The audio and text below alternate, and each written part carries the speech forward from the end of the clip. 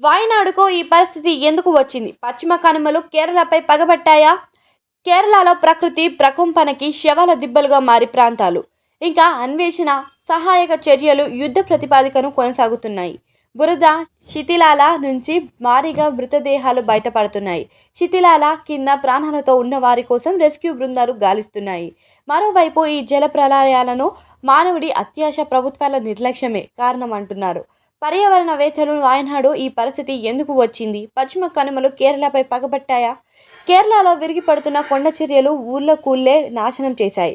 వాయనాడులో ఇటీవల సంభవించిన ఘటనలో 295 మందికి పైగా ప్రాణాలు కోల్పోగా అనేక మంది ఆ శిథిలాల కింద చిక్కుకుపోయారు. కానీ విని ఎరుగని ఈ విపత్తుకు సంబంధించిన ఉపగ్రహ చిత్రాలను భారత అంతరిక్ష పరిశోధన సంస్థ విడుదల చేసింది. అక్కడ సంభవించిన విలయాన్ని 3D రూపంలో చూపించింది. కొండ చర్యలు విరిగిపడిన ఘటనలో దాదాపు 89,000 చదరపు మీటర్ల భూభాగం జారిపోయినట్లుగా అంచనా వేసింది. సముద్రపు మట్టం 1,550 మీటర్ల ఎత్తులో ఈ కొండ చర్యలు విరిగిపడిన ప్రదేశాన్ని గుర్తించింది. వాయనాడులో చోటు చేసుకున్న భారీ వినాశనాన్ని అంచనా వేసేందుకు కార్టోసాట్ 3 శాటిలైట్తో పాటు ఆ ప్రాంతంలో అంతరిక్షం నుంచి తీసిన 3D చిత్రాలను ఇస్రో విశ్లేషించింది.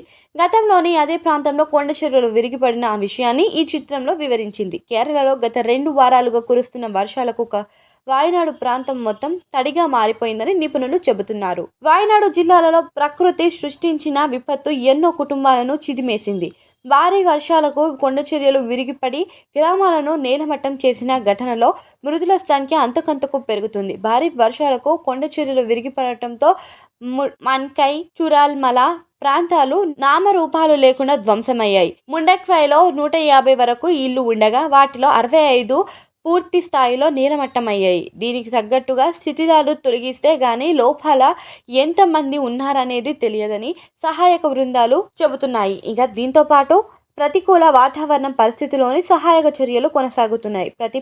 యుద్ధ ప్రతిపాదికను రెస్క్యూ ఆపరేషన్ చేపట్టిన భారత సైన్యం దాదాపు 1000 మందికి పైగా సైనికులను సురక్షితంగా కాపాడింది. కొండ చర్యలు విరిగిపడిన ప్రాంతాల నుంచి ప్రజలను రక్షించేందుకు సహాయక బృందాలు తాత్కాలిక వంతెనలను కూడా నిర్మించారు.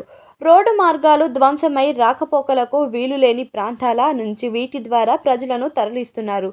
రెండో ప్రపంచ యుద్ధం సమయంలో ఉపయోగించిన వీటిని బెయిలీ వంతెనలు అంటారు. వాయనాడులోని బాధిత ప్రాంతాలలో రాహుల్ గాంధీ, ప్రియాంక గాంధీ పర్యటించారు. కొండ చర్యలు విరిగిపడ్డ చురాల్మల ప్రాంతాలను పరిశీలించారు. సహాయక చర్యలపై ఆరా తీశారు. ఇంకా రాహుల్తో పాటు పలువురు కాంగ్రెస్ ఎంపీ నేతలు కూడా కొండ చర్యలు విరిగిపడ్డ ప్రాంతాన్ని పరిశీలించారు.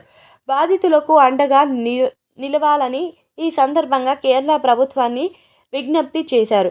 రాహుల్ గాంధీ కేంద్రం కూడా కేరళకు అండగా ఉండాలన్నారు. ఇంకా సహాయక శిబిరాల్లో ఉన్న వరద బాధితులను కూడా కలిశారు. రాహుల్, ప్రియాంక అటు కేరళ ముఖ్యమంత్రి పినరాయి విజయన్ కూడా వాయనాడుకు వెళ్లి విపత్తు పరిస్థితిపై సమీక్షించారు. మరోవైపు మానవ చర్యలపై వల్లే కేరళలో తరచూ ఇలాంటి ప్రకృతి విపత్తులు జరుగుతున్నాయంటున్నారు పర్యావరణవేత్తలు. కేరళకు పశ్చిమాన అరేబియా సముద్రంతో పాటు తూర్పున విస్తారమైన పశ్చిమ కనుమలు విస్తరించి ఉన్నాయి. అయితే వీటిని ఆస్వాదించేందుకు పర్యాటకులు భారీగా తరలి వస్తుంటారు.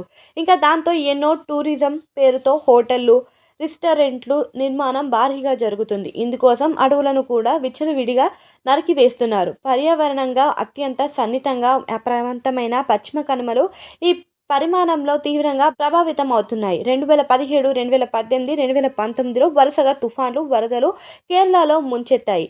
ఇప్పుడు వాయనాడు విధ్వంసం కోలుకునేలేని దెబ్బతీసింది.